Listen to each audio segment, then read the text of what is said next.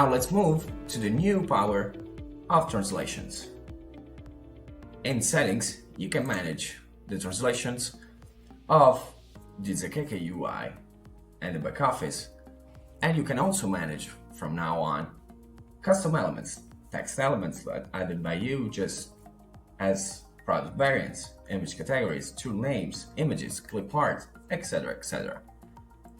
Here we can add a language from the 80s and more available.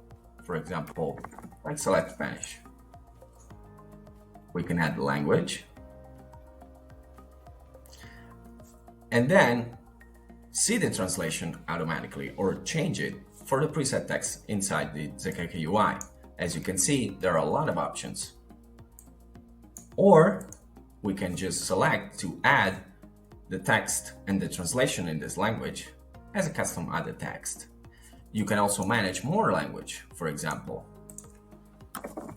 if you have a multi-language website, you can decide to translate again as many languages that you want. As you can see, automatically the presets are already here by default, and then you can again show the original text and the translation in many languages as you want.